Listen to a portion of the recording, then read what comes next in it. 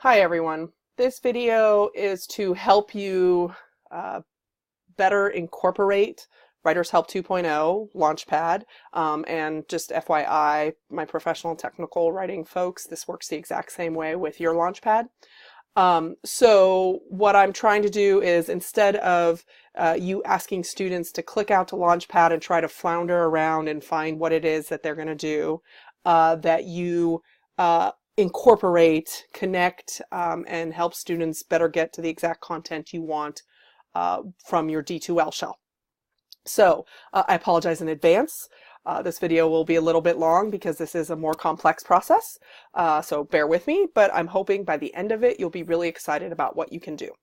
Okay, so first, need to make sure that before you go anywhere, that you have your D2L. So this is a D2L shell. I'm using the English 102 Master, and if I scroll down here, you'll notice that my Macmillan course is connected, and the way I can tell that, it says it has connection to Writer's Help. If it was not connected, it would have the little red Macmillan flag M logo, and it would say getting started.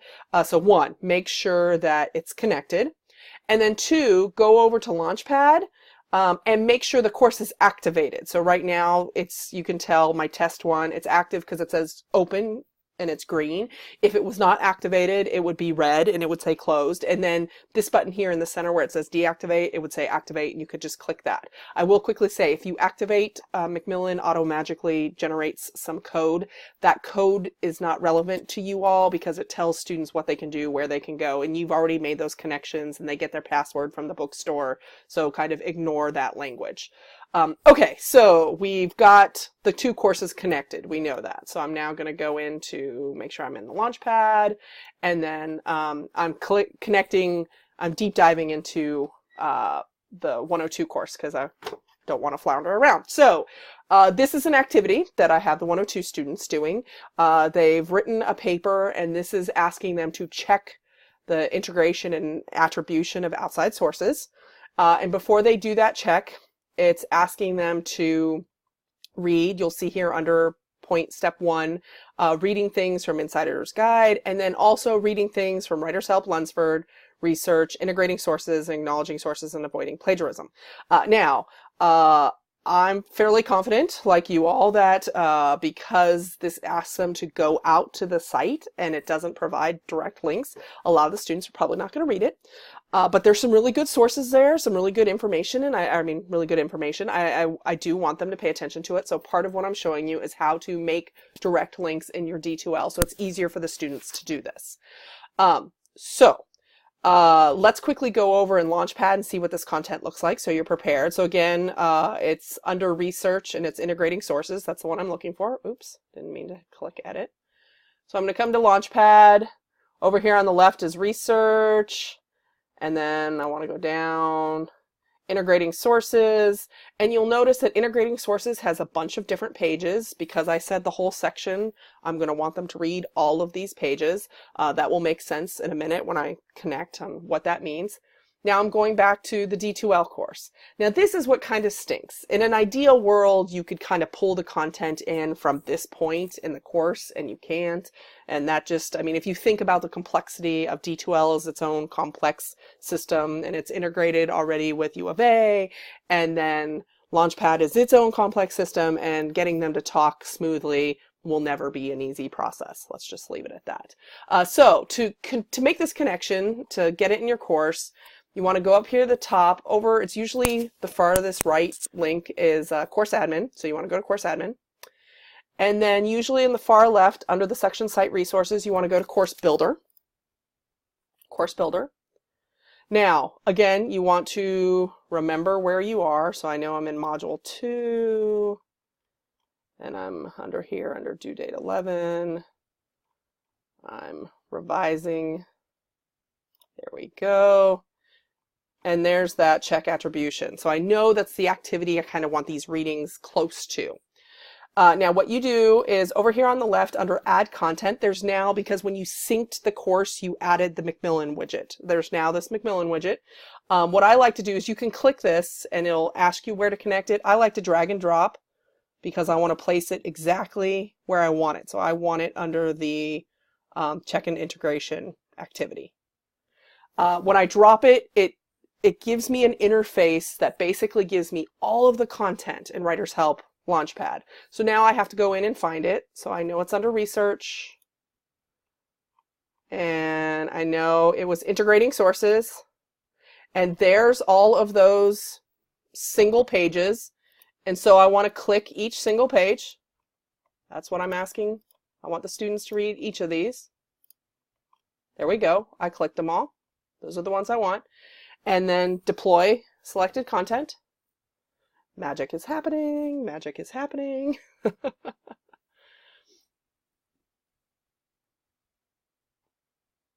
Okay. Now this is the weird thing.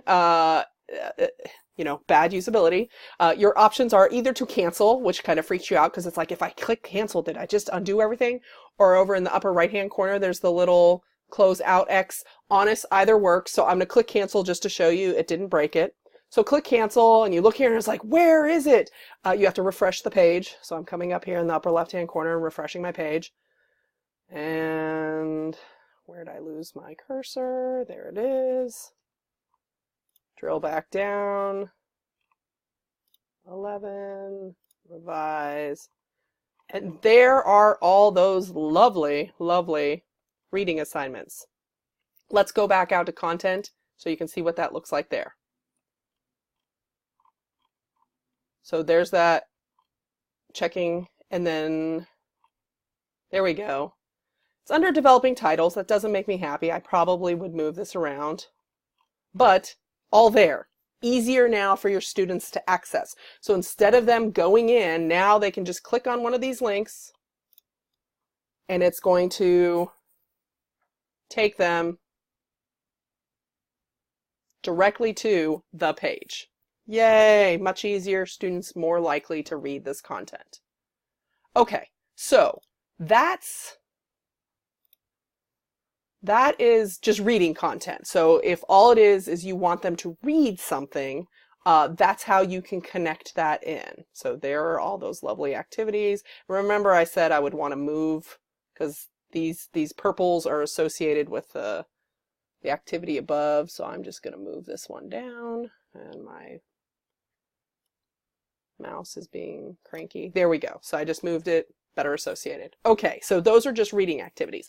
Now, hopefully you all have noticed that Writer's Help has some really cool activities that ask students to do things. So for example, I'm going to come over here. Definitely they have the diagnostics, which could be useful. And although I will be the first to confess, nice Freudian slip, that I may not necessarily agree with how they are assessing students' ability with grammar here. However, I will also confess that my students usually love taking these and being told what they should work on. And so instead of being too prescriptive with them, I kind of allow the students to use them as a diagnostic and to self-select things that they want to work on. But if you want the students, if you want to be able to see the results of these, you actually, if you'll notice up here, when I'm hovering over it on the left, options, you actually need to assign it. So if you want to see the results of any activities in here, so the diagnostics are an example of that. Let's quickly look again up here with that activity I showed you in D2L. I want them to read research integrating sources. I also want them to read acknowledging sources and avoiding plagiarism. If we come over here, and now I'm looking at the section acknowledging sources and avoiding plagiarism. And if I scroll down, associated with this section, they have what's called a learn curve. And a learn curve is an augmented reading application that basically, while they're reading, they also get prompted to answer questions and stuff like that. And so again, a learning curve is an interactive thing, and if you want to see the results of the interactive thing, you need to, again, click options and assign it. So in this instance, what I'm going to do is I'm going to show you how to assign something that actually asks the students to input. So that if you want them to answer questions on any of these activities in here and they answer questions, you have to take a few extra steps. So one, I usually teach APA, but it doesn't matter. I'm going to, over on the Learn Curve side, assign it. Here's a little trick. You don't have to follow this, but I usually give the deadline at the very end of the semester. And the reason is just for me that if for whatever reason a student misses it, sometimes these systems just completely lock down and will not allow the student to do it late. And then to me, it becomes more of a hassle. So I just like giving the date late over here, and don't fret. It will push to D2L, but then I can show you how to erase that date so students more or less don't see it. You can select how many points it is, but I'm also going to show that depending on how you want to use this assignment, points are irrelevant. So notice I just made this worth 15,000 points, and I'll explain why. So there, I have a date up at the top. There's the title of the activity. I have a due date. I gave it points, and I'm going to assign it. So I have to assign it. Oh, points. It'll only allow me to go up to 100. That's not fun. Okay, assign. There we go. So I assigned it. I assigned it worth 100 points. That's the important thing. Over on this side, it's assigned. Now let's go back to D2L. So again, checking, integrating, that's the activity I want to associate with. Hopefully this now looks familiar. I'm going up to Course Admin. I'm going over on the left to Course Builder. I have to drill down to where the activity is. I want it to be. And again, it's near the ones I already dropped in. I have to grab over here on the left the little Macmillan widget, slide it over. Now, here's at least the one really cool thing. If you assign something, instead of having to drill down and you can just check in assignments, ta-da, it's there. I'm going to click that, deploy selected content. Again, don't fret, you can click cancel, it will not delete your work. Come up here, well, I'm not going to worry, I know it's there. I'm coming back out to content, and there's my learning curve. Okay, so notice it pushed over the due date, and you're like, oh, Shelly, that's bad. If the students see that, they'll think they have the entire semester. Easy peasy. Remember, you're in instructor mode. You can just come over and delete the due date. They won't see it in D2L now. Ta-da! Due date deleted. However, because you incorporated this as an assignment, you actually assigned it, what LaunchPad did do is it added it to your gradebook. And I don't know about you, but people messing around with my gradebook can sometimes make me a little afraid. As you can see, these gradebooks are really well fleshed out.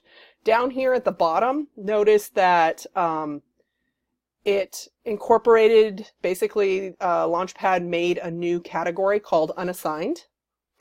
Now, it weighted it towards 10% of the class. This gradebook is set up on a weight scale. And then there's that the activity is worth 100 points.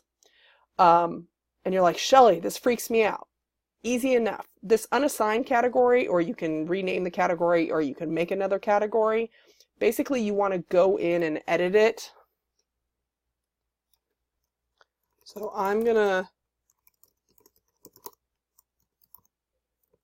retitle it.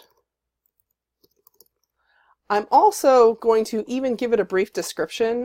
In another course, I have something that basically says something along the lines, students, the writer's help, auto-magically pushes this grade content over here.